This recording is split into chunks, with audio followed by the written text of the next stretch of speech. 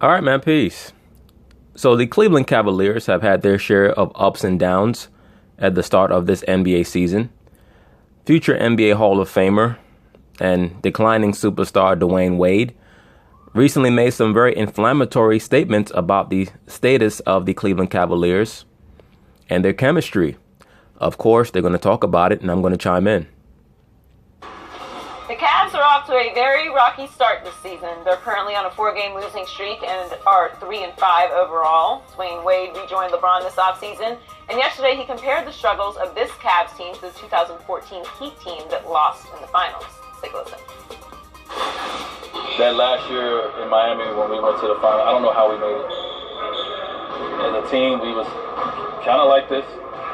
It was worse because we weren't new guys. It was guys that have been around each other 4 years in a row. So to say your jokes wasn't funny no more. The other guys, when you walked in, it wasn't a big smile no more. Guys was just over you.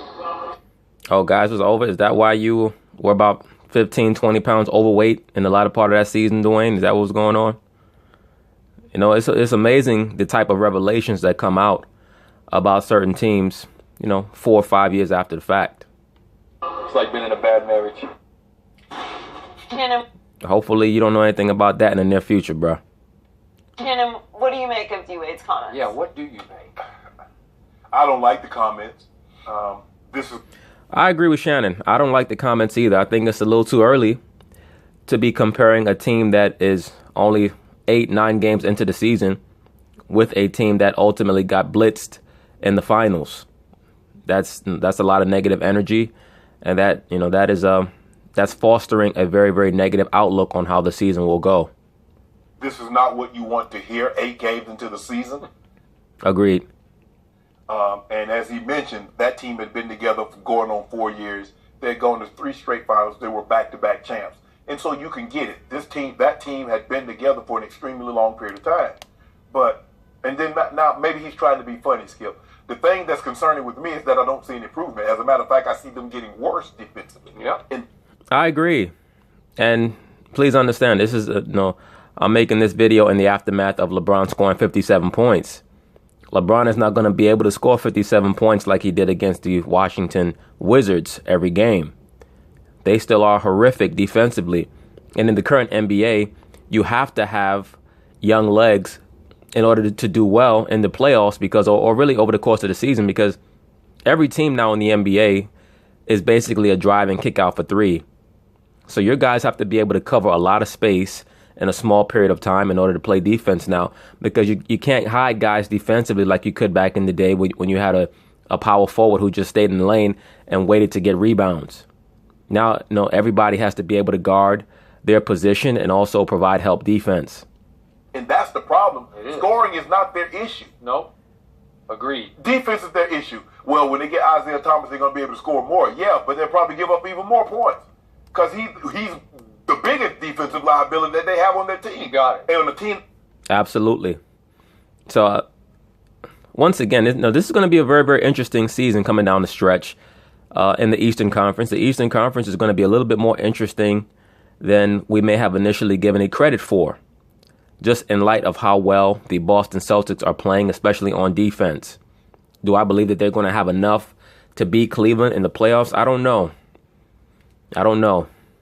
In the NBA, usually the team with the best player wins.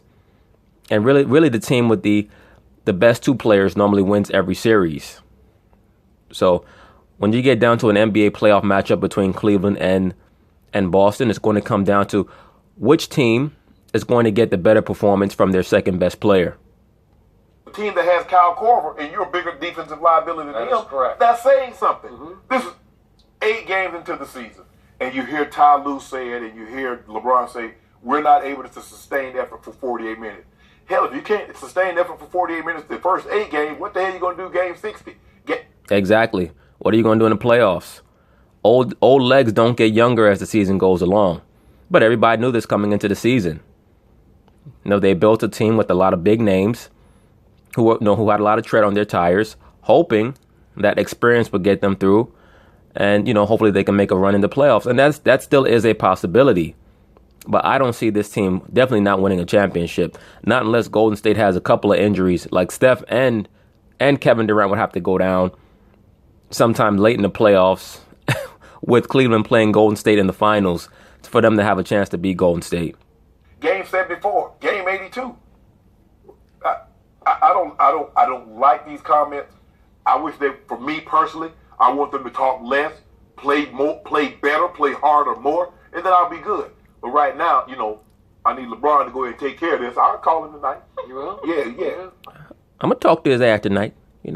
Right before we go to bed, I'm gonna put on my, my facial mask. I'm gonna tell Braun, baby, you gotta rally the troops, cause this little baggy-eyed nigga Dwyane Wade he's trying to sabotage our program.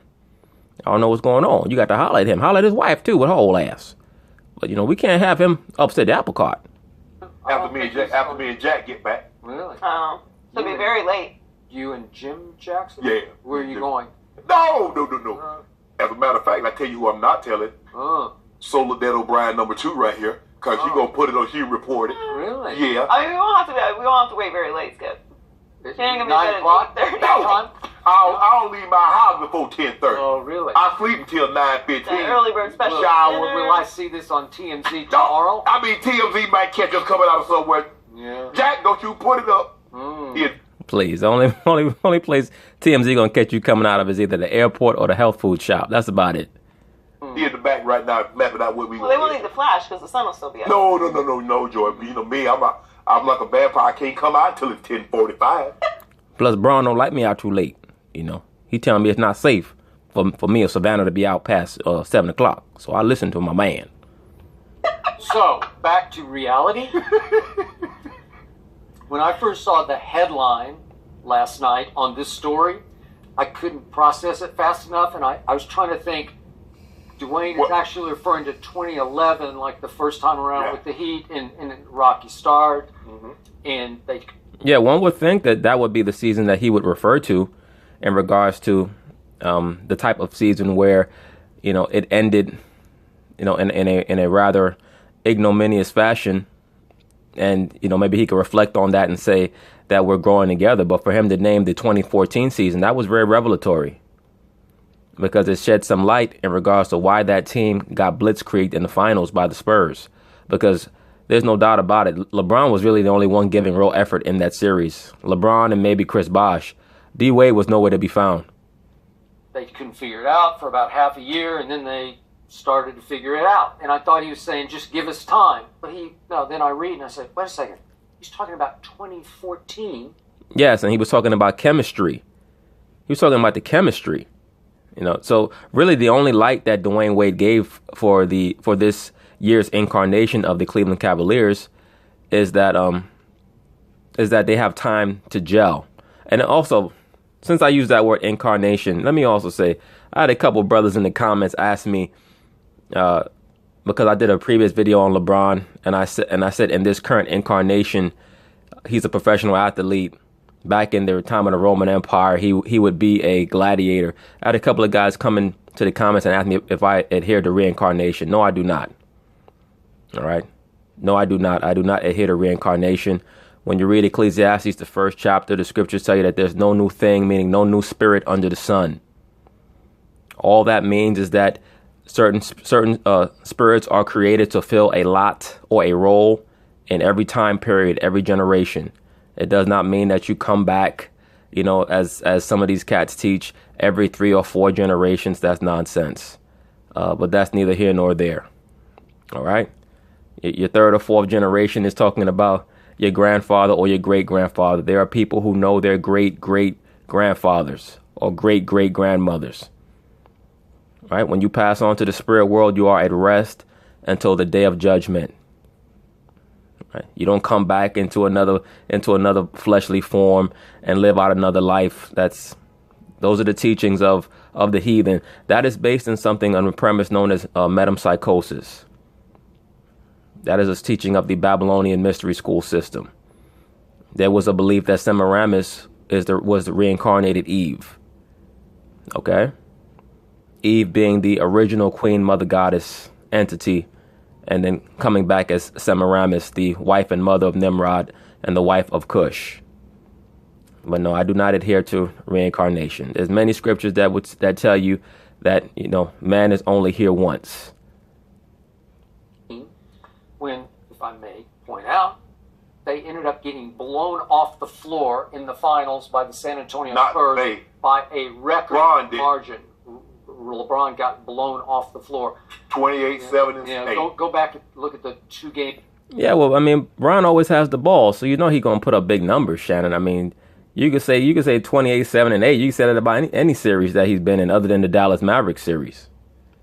Games in Miami, the first 2 games in Miami. Look what happened to LeBron. He was just not into it. He was not into it. Whew. Don't do that. The Spurs just rained threes on the Heat those 5 games. Yeah, and Kawhi was MVP, averaging 17 points a game. Why? Yeah, but I mean, come on. We know Kawhi's role at that point was basically to be a utility knife. He was not out there to dominate the basketball, Shannon. Kawhi did a very good job, and they had to give the MVP to someone, so it might as well have been him. He had the most impressive series out of anyone in that series, and they just dominated. They just dominated that whole series. That was one of the more impressive finals performances that I've seen for any team. Wow. Because he held LeBron in check. The 28. Okay. So here we have Dwyane Wade, then harking back. That's like news in I don't know what you thought as a Heat fan. Did you know that they were all burned out on each other? I didn't know that. It's pretty obvious when he left. Yeah. Right. It became very clear. I think that they were just burnt out on LeBron and a lot of his silly antics. Like I said, LeBron is that guy, like, you can really only be around him for like 3 or 4 years. Depending on your intellect and your maturity level, he's not somebody that you could really be around more than 3 or 4 years. Like, you really have to have a kindred spirit with him to be around him for too long. Because you can see he's just he's an attention-starved dude. He's a guy who constantly needs everything to be focused on him. I think part of it is due to the fact that he was raised, in a single mother household by a very dysfunctional black woman, dysfunctional liberal black woman. And also, a lot of it's because he was an only child, so he was used to getting a lot of the attention. And then on top of that, he was pretty much a super athlete from the time he hit puberty. So I think he kind of chokes the air out of the room. He kind of sucks all the air out of the room when he's around everybody else. I remember when in Kobe Bryant's last All-Star game, LeBron had to make it about him. He had to jump into the interview where Kobe was and, try to act like he was being so respectful to Kobe when he was really just trying to inject himself into the Kobe farewell tour narrative. He just comes off as that type of guy. I knew then. But I mean, that was the upshot of it. But I thought it was more because LeBron looked at Dwyane's knees and said, "It's bone on both sides. I'm sorry, brother. I'm done." Well, I think that was definitely part of it. That was definitely part of it. That LeBron, when he left Miami, was probably like 29 years old, and he was looking at himself and he was saying, "I'm still in my prime. I still have an opportunity to catch Jordan in some way, shape, or form, and I got to get out of here while I still can. This is the perfect opportunity for me to go back to Cleveland, a returning conqueror. They will reallocate more power and prestige to me. I can restore my image in the Midwest, especially in Ohio, and open up another major business market there for myself down the line." Well, yeah, I got to get more help. but apparently that's not what it is. Since we're playing with them again. Yeah. And plus, we wanted some things in the Okay. Hey, you want to be the GM? And no, we didn't want to be the equipment GM. manager. But we want our guys to have access. So, well, yeah, that also was supposedly a big deal. LeBron wanted to have his crew, to be given seats or tickets nearby the bench. He wanted to have his mother be able to come to the games, and Pat Riley was not willing to divest that level of power or authority over to LeBron. And Miami, for the most part, was like LeBron's college. That was a place where he went to learn how to be a leader because he really did not know how to be one. He learned a lot of that from D. Wade and really from Pat Riley. But a lot of times when you have two alpha males in an environment, and when I say two alpha males, I'm talking about LeBron and Pat Riley, they can't be around each other for too long because they need their own space, their own territory. Oh, I have long been a huge D. Wade fan, as has Joy, and I believe in him. I believe in his character. And let me also say this, not to digress, just to touch on the quote-unquote reincarnation thing again. Brothers have to do their due diligence to really understand the meaning of words. A lot of times people will try to use the term regeneration to imply that it means reincarnation. No, those two terms are not the same thing. The regeneration is talking about the resurrection and the rulership in the kingdom. It's not talking about reincarnation. Also, people will try to tell you that, well, what about John the Baptist being quote unquote reincarnated, the reincarnated Elijah? No, John the Baptist was not the reincarnated Elijah. John the Baptist came in the place or in the stead or in the role of Elijah. And, if you want understanding on that, you can read Luke, the 1st chapter. I believe it's the 17th verse where Christ tells you that John the Baptist came in the spirit and power of Elijah. He was not Elijah, quote unquote, reincarnated. That's nonsense. All right. Elijah and Moses and David and Solomon and Daniel and all those men are in the spirit world awaiting the day of judgment. All right. So that they can receive the crown and the white robe. A lot of these men teach reincarnation so that they can tell you that there's somebody reincarnated to get you under their control and to make you think that everything that they have to say is gospel. Also, Wisdom of Solomon, the 16th chapter, the 14th verse. It tells you that the soul goes up and it doesn't come back. Okay? What's that? Blind loyalists. Blind loyalists. We like winners. How about a blind witness sitting across from me? Phew. Well, Skip, you know what they say, love is blind. I mean, shit. Look at that. That 23 is a bad dude. So what I've always loved about 6'8", 260 pounds, sexual chocolate. About Dwyane Wade is he can be painfully honest. He just blurts it out. Whatever sort of the truth of the moment is, he just blurts it out. Well, that's true, but you also have to understand that when people get older, like in regular life, in real life, when people get in their late 50s into their 60s, they just start saying anything. They don't give a shit anymore. Dwyane Wade as an athlete is getting into his late 50s, early 60s in athlete years. In athlete years, Dwyane Wade is he's at retirement age. Retirement age is what? 65. When people get around that age, they'll say anything because they don't give a fuck anymore. Dwyane Wade is good. He got everything that he wants. He got the celebrity wife licking his ass out. He got his kids. One of his sons is a good basketball player. He's relatively rich. He has other concubines scattered all over America, especially in Miami. I mean, he's good to go. He came to chill out with his boy LeBron for another season. He's probably going to retire at the end of this season. He'll probably do one of those things like Paul Pierce did and go sign an honorary one-day contract with Miami and then retire a member of the Miami Heat. And that'll be that.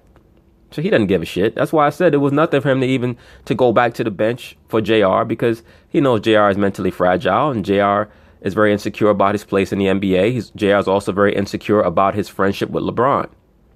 D Wade has none of those insecurities. Anybody who could dress how his ass dress is very secure. Very secure, and also most likely questioning his own sexuality. But that's neither here nor there. Allegedly. And I think he was just basically confessing, I made a mistake coming here, because I thought it was going to be like the good old days, and sometimes you try to, like the old saying, you can't go home again. Well, he tried to go home with LeBron again, and now he's saying it's starting to feel like the bad old days, like when we were burned out on each other. Jokes aren't funny. It's starting to feel like a bad marriage, and right? You're not practicing like you once could. You can't give me 24 in a game like you once could. So that's what LeBron is saying to Dwyane. No, that's what I'm saying. That's what I said when I called Braun last night. I said, what's this nigga talking about? Do I got to fly back out there to Cleveland? No. Man, out there talking all that shit and playing 5 minutes a game. Is that right? Oh. I said that out loud. Oh, yeah, you said it. Oh, my bad. You would have taken him with the Heat. So I think he is saying, Joy said we would have taken him with the Heat. At this point, no, the Heat are like a 40-year-old chick. They'll take any damn thing. I should have just sucked it up and forgiven and forgotten, and I should have gone home to real home. I should have gone back to where it started in Miami, because, again, there's some principle involved, because it is Dwyane Wade we're talking about here, but he took only $2.3 million to play for the Cavs. Well, they bought him out for $13 million. Well, he's got the buyout, Yeah. so that's about right, $13 million. And then Yeah, but Skip, we know what that really was about. He really went back to Cleveland to kind of return the favor of what he did with LeBron when LeBron went to Miami. It's not a big deal for him to live out in Cleveland for a year or so with his silly-ass wife, Gabrielle Union. It's really perfect timing because her career is coming to an end. She can sit at home with him and, do whatever she do, lick his ass out, write stupid-ass books about wine, most likely engage in menages with him, whatever they do, because her shit is a wrap. So he can afford to sit up and chill in the crib up in Ohio for a year or two and then go back to Miami and live the rest of his life. And then, remember, last year he was making $23.2 million from the Chicago Bulls. Well, under that premise, Skip, he should have just stayed in Miami. Okay. He'd have been most happy instead of just being upset at Pat Riley because he was giving Dragic and Alfred all everybody else. Now agree. Yeah, well, the problem with that is that Dwyane Wade waited too long to get his share of the pie. Once you decide that you're going to be magnanimous and you're already in your late 20s and the tread is starting to come off your tires, he wanted to get the Kobe Bryant treatment, and they were not ready to treat him like Kobe Bryant. Pat Riley's not going to sit up and go through 2 or 3 seasons winning 20 games like they were ready to do out there with LA with Jim Buss and the management staff there. They were not going to do that for Dwyane, and justifiably so. I'll agree with that. Yes. But now Pat did offer him the concession of it's all Pat had to offer, Pat Riley. He had like 4.5 to offer. And again, there's principle involved when you have a superstar of this magnitude. So 4.5 versus With no state 2.3. Well, but it's just the principle of he's now from the Cavs making 2.3 million. Yeah. Okay? Well, and he's just sort of shrugging like, gee, I thought this was going to be fun. It's no fun. Losing is not fun, Skip. I don't care if you are. Look, You're not just losing at the buzzer. You're getting to the wiped Nets, off. to the Yeah, they getting ran. But I also think one of the reasons why it's not fun is because Dwyane Wade is seeing the same thing that Kyrie Irving saw when he was there, which is that the offense is extremely unimaginative. It's just give it to LeBron and everybody just chill out and sit in the corner. There's no movement off the ball. Kyrie realized that, and that's why he left. And you see what they're doing out there in Boston right now. to the Magic and to team. And also, please understand, when you play a very lazy style of offense, that leads to a lazy style of defense. When guys are just used to standing around on offense, what makes you think that they're going to move their feet on defense? The reason why Boston is number 1 in defense in the NBA is because they move without the ball on offense. Same thing with teams like Golden State. Now, Golden State's metrics defensively are not that great right now, but we all know they can turn it on when they want to. And that's based on their ball movement offense. Team on your, San Antonio, etc. and I think what's most depressing is that they're losing by double digits at home. And the Cavs were virtually unbeatable over the last since LeBron has been back at home. Yeah, they lose. I mean, they're going to lose some games.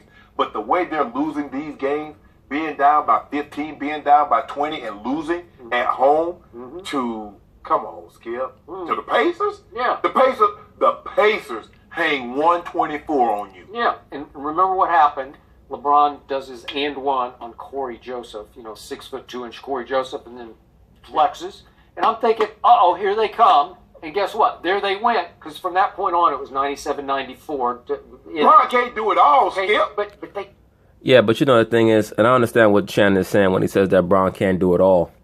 But everybody's conditioned to allow him to do it all, because when you play in the LeBron system, everything just becomes about him dominating the ball, and people get used to being lazy. They have to introduce a more player movement oriented and ball movement oriented offense, but it's too late for that. Everything revolves around LeBron. LeBron is this generation's Wilt Chamberlain. He's going to put up unbelievable numbers. He's going to do things that people are going to say is, wow, can anybody else in history have done that? And he's going to end his career being a guy who's won about 3 championships. And every championship, people are going to look back and say, well, it could have went the other way. Or, LeBron has struggled in big spots. The same thing with Wilt Chamberlain when you study his career. Wilt Chamberlain is a guy who won, I believe he won 2 championships. And people look back and they say, well, he should have won 5 or 6. But they get blown off the floor 27-13 the rest of the way by the Pacers. I know. And George Paul, no. I know. I was there, Skip. I was there. Sat right at half court. LeBron got me in my regular seat, sitting next to Savannah and the kids. I watched. I said, "What the hell is going on out here? Ain't nobody. LeBron, you got to contest that shit. Get your left hand up, like we did at the YMCA. Just stupid ass." Paul no longer plays for the Pacers. Yeah, I'm sorry, it's Paul George. No longer plays for the Pacers. And they had Sabonis looking like his dad on They Venus. did. Yeah, and Miles Turner, who's arguably their best player left on the roster, has a concussion issue, and he didn't even play in the game. And that happened? Bad. That's a bad sign. It is. They don't play defense. Yeah. I don't know how to make it. And this is not now that Tristan's down. You got Kevin Love. We know he doesn't play defense. Kyle Korver doesn't play defense. Channing Frye doesn't play defense. The guys that can play defense are not the guys that can put the ball in the bucket. Well, also, Shannon, all those guys you named are like 30 years old and up. So not only do they have slow feet, but, they're over 30 years old. They have a lot of tread in their tires. Kevin Love has a lot of tread, man. A lot of tread. People forget in Minnesota, he was an alpha over there. So when you're an alpha on a basketball team, that adds extra tread down the line. Kyle Korver, slow feet. Channing Frye, never guarded anybody in all his time in the NBA, and he's old. So they're in trouble. Derrick Rose doesn't really guard well. Plus, Derrick Rose, the damn wind blowed, that motherfucker get a torn ACL. So, LeBron's in a little bit of trouble. So what are you going to do? At some point in time, you've got to say, look, guys, we might have to start winning some games 90 to 85. Maybe. You might have to win games like the bad boy Pistons. Because you can get up and down. Scoring is not their problem. Mm-hmm. But if you're going to let teams rain 16, 17 threes on you, you're going to let teams shoot 53, 54% from the floor overall, you're losing. And oftentimes, let me say this, bad defense is often a reflection of very, very poor team camaraderie because guys don't want to help other guys out. It's also a reflection of poor conditioning. Four guys got 20 points. 5 guys got 20 plus. You're not beating a team like that unless you rain down 33s. Mm-hmm. But other than that, you're not winning the ball game. Right now, they're not a very good team.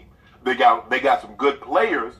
Got one great all-time great, historically great player. Second on Mount Rushmore if you're looking left to right. I thought you said it was first. No, I didn't say that, Skip. I say look, LeBron is top 10. He's definitely top 10.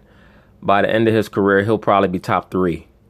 Right now he's knocking on top 5. I will probably have him around 6, somewhere around there. I have to think about it in my brain in regards to what I have, how I have the list right now. But it's definitely Jordan, Kareem, Bill Russell, Magic, and then you have Bird and LeBron. They're neck and neck with each other. They're neck and neck. Certain people might not understand or like that, but Larry Bird, number one, he played in a much more physical era overall. He also played in an era where guys were not using all these performance enhancing drugs. It is what it is. People are not going to like that. But LeBron's name was on the biogenesis ledger. You can look that up for yourself. And Bird was so dominant in the first half of his career, but he kind of slid off in the second half of his career due to injuries. Like I had some guy got upset, said, how could you have Magic on Mount Rushmore but not Bird? I myself think that Bird was a better player than Magic Johnson. But when you look at the fact that from 86 to 91, Larry Bird was injured, was very injured, and not only was Magic not injured, but he won 3 MVPs to Bird's none from the 86-87 season to the 90-91 season. That's where I give Magic the edge. He also won 2 more championships in that time period. And, he appeared in 1, 2, 3, 4 finals in that time period. And Bird was done after 87, getting to the finals. See, he's working on coming to it. He coming. But that's okay. I'm just saying. Did those 8 turnovers get him a little closer? No, we closed up our bakery. Okay. No more turnovers. Nope. So it's also possible that Dwyane is calculated enough and smart enough that he wanted to send a little light as fire message back to LeBron. It's possible that he was... No, I don't think so. I think that Dwyane was just being painfully honest. I think that he's looking around. He probably go home and tell Gabby, look, this team is whack juice right now.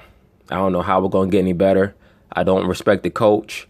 And LeBron is telling me he's leaving after this season. So just pack your bags. We're only going to be here for the rest of the season. He was making this statement like, maybe I made a mistake. This is old and tired.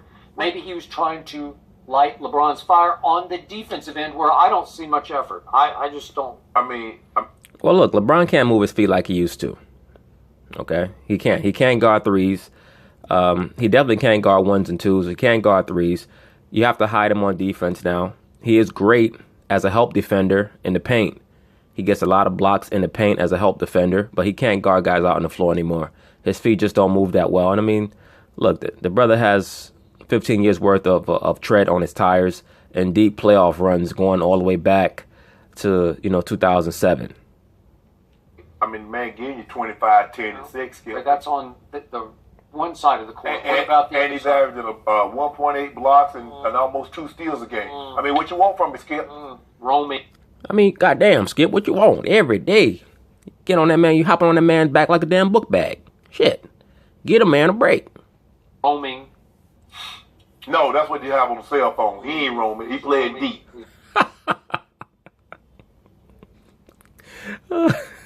Skip said all LeBron does is roam on defense. Shannon said, no, you're roaming what you get on the cell phone. He's roaming. Y'all, you know what?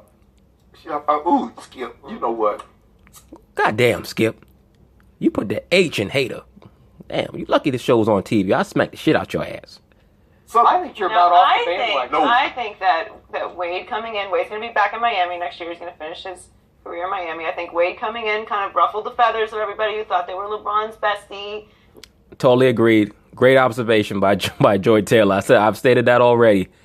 When D Wade came in, it kind of showed J.R. Smith that, look, you're not really my friend. You're more like a roadie. You're like a mascot. I take you to the fight. We go to the fights together because you're on my company, my promotional company label. You're an asset. That's it. Now, Dwyane Wade is my friend. When Dwyane Wade came in, a lot of guys who thought that they were LeBron's friends, they got to see the difference between what a friend is as opposed to what a flunky is. And Wade came in, messed up the dynamic a little bit. what you mean finish his career in Miami? Have you seen him play this year? His career? Oh my bad. Don't blaspheme. I agree with Joy. As I've already stated, I believe that Dwyane Wade is going to leave. He's probably not going to play another year in Miami, but I believe that he'll sign a contract with them to at least, just a ceremonial contract like a Paul Pierce did, just as a show of respect for what he did for that organization, and then retire. All right, so now let's see what the panel of Speak for Yourself had to say about the Cleveland Cavaliers issue. All right, to Cleveland, where the Cavs have lost 4 straight and are sitting near the bottom of the Eastern Conference at 3-5. Now one of the newer Cavs, Dwyane Wade, says he sees a parallel between this team and the 2014 Heat team that lost in the finals to San Antonio. That last year in Miami when we went to the final, I don't know how we made it. As a team, we was kind of like this. It was worse because we weren't new guys. It was guys that had been around each other 4 years in a row. So your jokes wasn't funny no more to other guys. When you walked in, it wasn't a big smile no more. Guys was just over you. It's like. And look, everything that he's saying certainly bears credence. That's why these teams they have to get certain guys out and bring fresh blood into the team every season. Even with the Bulls back in the day, they used to bring different guys in. They kept the core guys, but they brought different guys in. And I think that's part of the reason why Jordan retired also. I think that the whole environment was kind of starting to get stale with him. As well as other issues that he was dealing with. No doubt about that. But when he came back for the second three-peat, and they had a whole different crew, and it basically had a lot of guys who, the difference between the first Bulls three-peat and the second Bulls three-peat was that on the first three-peat team, everybody thought that they could play and that they could start. On the second three-peat team, you had a bunch of guys who were just happy to be in the NBA. Guys like Judd Buechler and Bill Wennington and Steve Kerr, they were just happy to be in the league. It's like being in a bad marriage. But we somehow made it to the finals. And cats who, cats who saw the Bulls during that time period, they know what I'm talking about.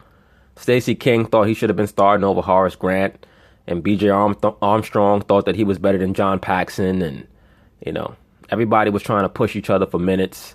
Will Perdue wanted to start over Bill Cartwright. That led to a lot of issues with the team. That's one of the main reasons why that team didn't win 70 games, because that team, the first three-peat team was better than the second three-peat team, but the second three-peat team everybody knew their roles, and they were just happy to be there. So everybody just went ham every game to just show how happy they were to be there. And then, of course, they were led by Jordan, who went all out on offense and defense, as well as Pippen, who went all out on offense and defense. You know, a lot of times when you see teams playing bad defense, it's a trickle down from the best player. Whatever type of defense the best player plays is normally what everybody else is going to play. Cowherd, should LeBron be annoyed by Wade's comments? Yeah, that's not really his space. This is like coming over for Thanksgiving dinner and ripping the food. This is LeBron's team. You're a guest. You were invited last second. You don't come in and say, I don't like the stuffing. Damn, Colin, tell them how you really feel, man. That's like a personal shot. The jokes weren't funny. Yeah. Like, whoa, dude, you've been here an hour.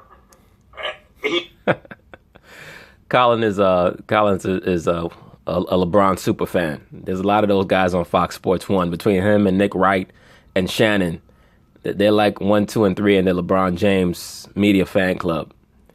But no, D-Wade, I agree. I think D-Wade kind of overstepped his bounds a little bit. I think that was a little bit too much negativity, a little bit too much transparency that really wasn't necessary, especially for a guy sitting at the end of the bench. But D-Wade, once again, is showing you that he don't give a shit. He doesn't care what happens. In his mind, they can cut him. I believe that D-Wade doesn't like the coach, and he doesn't like the organization, and he damn sure don't like the city.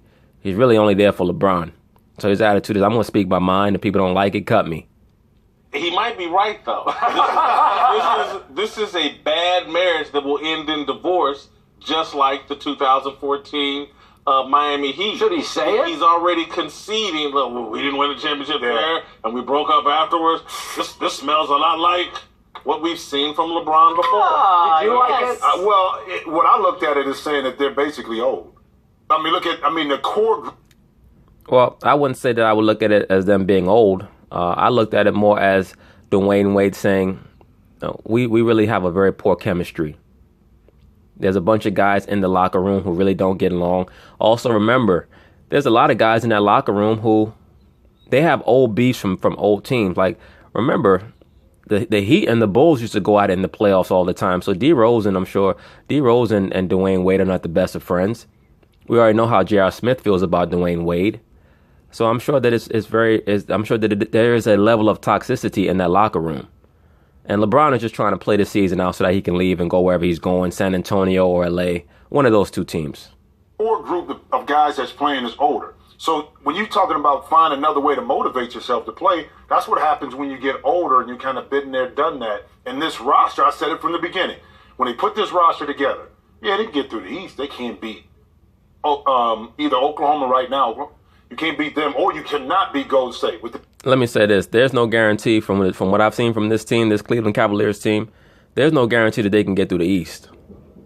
I do not think that it's a guarantee that they're going to beat Boston, even without Hayward. With this roster, but you need young. But, with LeBron, they got the best player in the NBA. So with LeBron, I would still give them the edge. Energetic players that's going to give you something differently. And we haven't seen that with this roster. So hey, I kind of feel Dwyane a little bit. You remember where Wade was last year in Chicago? Remember what happened with him and Rondo, with Jimmy Butler in the locker room?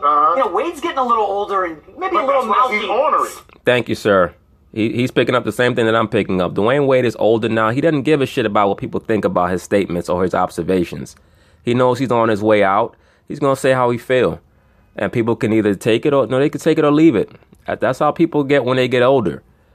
Now that's why I stated what I stated about him being in sports terms, he's about 65 years old. Because after you get past 30, every year is like 5 years. So, at 35, he's like 65 and he's ready to go, and he don't really give a shit who doesn't like what he has to say, because you can already tell that he most likely does not get along with most of the guys in the locker room. He's an old man right now, and that's what I'm saying. And let me ask you this. If you're Kevin Love, Tristan Thompson, J.R. Smith, you're not going anywhere for a while. Are you a little ticked off? Man, this guy came in, stole a starting spot, and now he's talking about how bad but he gave it back. And let me say this also. Charles Barkley is, Charles Barkley's fond of talking about how the year after the Suns got to the finals in '93, how guys came back the next year and, they came into the locker room with sunglasses on and a bunch of commercials. Guys who wasn't even starting. Tristan Thompson had a great finals in 2016. all of a sudden he just starts sporting around with Khloe Kardashian. He doesn't care who knows it. You know, and you could see his finals performance in the 2017 finals was horrific. And now all of a sudden he's hurt. So, I mean, who knows what's going to happen with that whole situation. He gave it back. He was smart. He gave it back. Isn't D. Wade just the one he'll give him credit for? He's been around the league. He's a smart player. Mm-hmm. He knows the temperature in the room. What he's telling you is, man, I walked into this house. There's just a bad vibe here. Mm-hmm. And by the way, I feel it as a viewer. I'm over the Cleveland LeBron story. I just no, but I'm saying I sense that I'm like LeBron's energy. LeBron's like worst camp I've had. I can see it as a viewer. Well, LeBron gives you the type of camp that he had based on his performance on the court. When he plays poorly, oh, well, we had a terrible camp. When he plays well, like he did when he scored 57 against Washington, then it's, oh, you know, I had a great camp and I'm in the best shape of my life, and you know, yada yada yada. D. Wade's like, yeah, man, it's the jokes aren't funny here. What he's telling you is, this is stale. This is not. Where does it go from here? I mean, with Isaiah coming back, that's great. But the roster is still what it is. Yeah.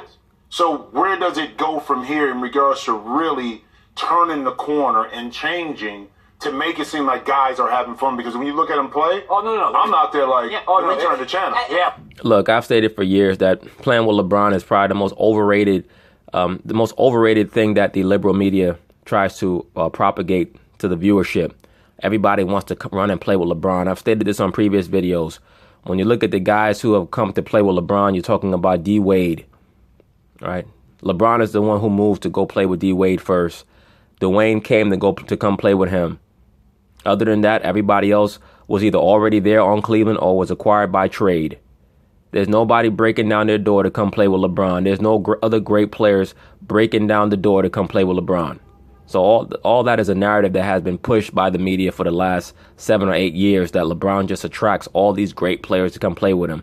No, he attracts a lot of role players who know that their job is going to be to sit outside the three-point line and make open shots, because LeBron is not going to want to take those shots. And it's going to be easy to get wide open jump shots on a team where LeBron's going to drive the ball and demand triple teams in the lane and kick out to you. He's going to find you. But this narrative that, LeBron attracts all these great players to his team, no, he doesn't. So, the plan with LeBron experience is highly overrated. And what you'll find is that most guys, after 3 or 4 years, are sick of him. Yeah, this is a perfect question for you, Jim. I didn't do it. You played in the league for a long time. If you don't have those habits during the regular season, you just don't try, you're not there, can you all of a sudden just flip the switch and beat the Golden State Warriors? No, God. It's not happening. They'll have problems now getting out the East. They better. Thank you, sir. Thank you, sir. I'm not sold on the notion that it is a guarantee that they're going to get out the East. It would not shock me to see Boston in the finals. Better get their act together, or they'll have problems getting out of the East. The other issue is, just say you're in a bad marriage and LeBron James won't let the marriage counselor talk. See, Tyronn Lue is supposed to be the guy that manages this marriage. You mean assistant coach Lue, as Skip Bayless calls him? But you got a husband in there that fills up the entire room, does all the talking. Thank you, sir. That is LeBron in a nutshell. The attention whore. And the marriage counselor never gets a word in edgewise. Dwyane Wade has seen this before. He's called it. It's not fixable this year. They don't have a overall guiding principle or vision driving this team. Coming up. They don't have that at all. And I heard Jason McIntyre cough and say Lakers. Like I stated, LeBron will end up either on one of those teams in LA or San Antonio. I stated that months ago. But we'll see what happens. LeBron will not be able to score 57 points every game.